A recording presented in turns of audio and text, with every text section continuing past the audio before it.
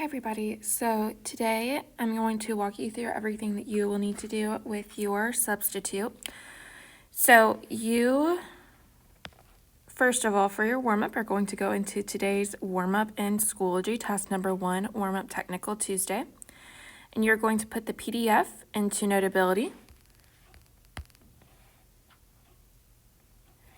And once you put this into Notability, it says circle the number of the sentences where all the periods are used correctly. So you're going to go sentence by sentence, and if the period is used correctly and is in the correct place of the sentence, you will circle the number.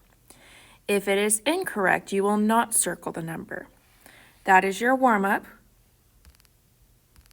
Once you are done with your warm-up, you are going to receive a paper that says author's or writer's purpose notes. And those need to go into the study section of your binder. So put your author's purpose notes in the study section of your binder. If you don't have that paper, there are extra papers on the gray cart at the front of the room.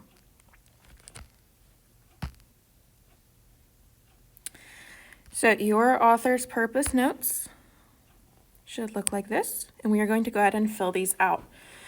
So, author's purpose. The author's purpose is the reason for writing any literary work. There's a reason for writing any literary work. So it explains why did the author write what they wrote. So there are 4 different types of author's purpose that we are going to be focusing on this year. So the first is to persuade. So when an author is writing to persuade you, they are using facts, statistics, and opinions to convince an audience. Okay, they are trying to convince you to think a certain way or to take action. They are trying to persuade or to convince you. So this could take place in essays, articles, opinion editorials, advertisements, anything that is expository.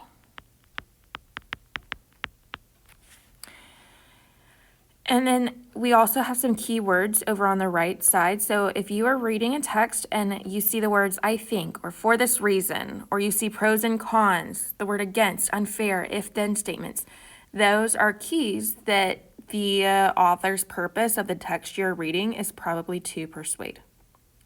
So the next author's purpose is to inform or to explain. They are trying to teach you something. So this uses facts or statistics to give information about a topic. So this could be essays, articles, newspapers, nonfiction books.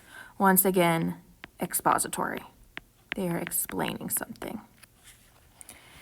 And our keywords for the author's purpose of to inform or explain are, for instance, first, second, third, although, however, as a result. All of those would clue us into the fact that we are probably reading something that's purpose is to inform or to explain. So next we have the author's purpose of to entertain. So to entertain tells a story or an experience to invoke emotion. They are trying to make you feel a certain way. They are texts that are fiction.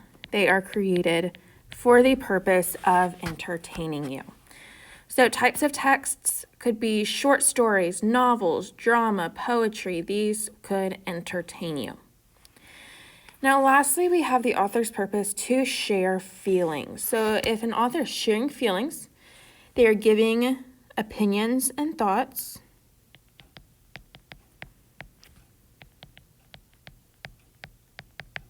that helps the author express themselves. This can result in it being entertaining. But the sole purpose is to share feelings. To share feelings, these can be both fiction and nonfiction.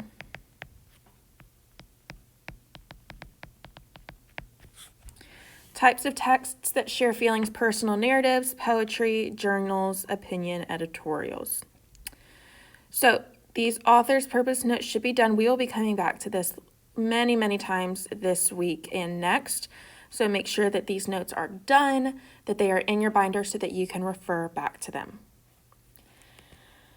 So once you are done with your notes, the last thing you are going to do is you are going to complete the author's purpose vocabulary. So you will need to log into vocabulary through SSO. You are then going to find the author's purpose vocabulary, and it tells you exactly what you need to complete. You need to watch the video, the reader response, and take the quiz. You are getting a grade on your quiz and on the fact that you completed all three of those things. You're not submitting anything to Schoology, but I am going to go into vocabulary and check your progress and your quiz score, and that will be a performance grade that is going into Hack. So once you've done all those things, your warm-up, your author's purpose notes, and your author's purpose vocabulary, if there's still time left in class, then you are reading an SSR book. You should not be on YouTube. You should not be playing games. You should not be distracting to others. You are reading an SSR book. I will be back tomorrow to answer any questions that you have. But until then, get all of your work done and have a great day.